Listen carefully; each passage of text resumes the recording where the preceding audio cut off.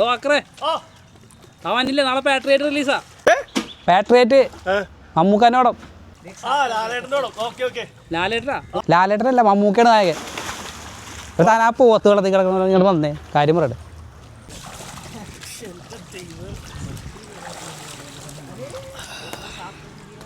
മമ്മൂക്കയുടെ പടത്തിന് കൊണ്ടേന്ന് മമ്മൂക്ക വയനായിട്ട് ഇറങ്ങണ പടമാണ്. എന്തായാലും 1000 കോടി ഉറപ്പാണ്. താൻ വന്നില്ലേ പടത്തിന്? ഒന്നാമത്തെ കാര്യം, എല്ലാ പ്രാവശ്യവും രക്ഷിക്കാൻ വന്നതാരായ ലാലേട്ടൻ. 2020 കണ്ടല്ലേ, വെറുതെ ആവശ്യമില്ലാതെ അവിടെ കിടന്ന് കടലാസ് ഉറപ്പിക്കാനോ മമ്മൂക്കയുടെ എൻട്രി കണ്ട് അത് ചെയ്യാനോ നീ വരാൻ നിൽക്കണ്ട. ലാലേട്ടൻ തൂക്കും എന്ന് പറഞ്ഞാൽ തൂക്കിയിരിക്കും. 2020 കേസ് എടുത്തിട്ടല്ലേ അവിടെ മോനെ പണ്ട് ഇതേപോലെ ഒന്ന് ഇങ്ങനെ പെട്ട് കിടന്നപ്പോളേ നമ്മളെ മമ്മൂക്ക ഉണ്ടായിട്ടുള്ള നരിയായിട്ട് ഒന്ന് രക്ഷിക്കാനായിട്ട്.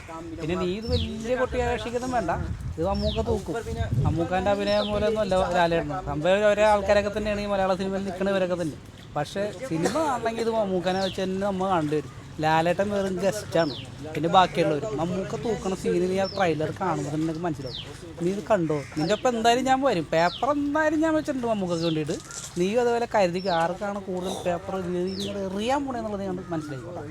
പൊളി തന്നെയാണ് ലാലേട്ടൻ. പടമായിട്ട് ഇത് മാറും. ലാലേട്ടനെ അറിയാലോ.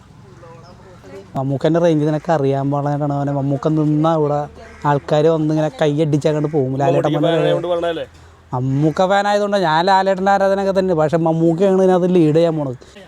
നീ വന്നേ മുഖ്യായാലും ലാലേട്ടനായാലും എടാ നമ്മൾ നീ തല്ലുപിടിക്കണം. മമ്മൂക്കയായാലും മോഹൻലാലായാലും നമ്മുടെ താരങ്ങളല്ലേ, അവരുള്ളതുകൊണ്ട് ഈ സിനിമ വെക്കണത്. നമുക്ക് അങ്ങോട്ട് തകർക്കാന്ന്. ഉറപ്പല്ലേ? നമുക്ക് എന്തായാലും നമുക്ക് തിയേറ്റർ പൂരപ്പറമ്പാക്കാം.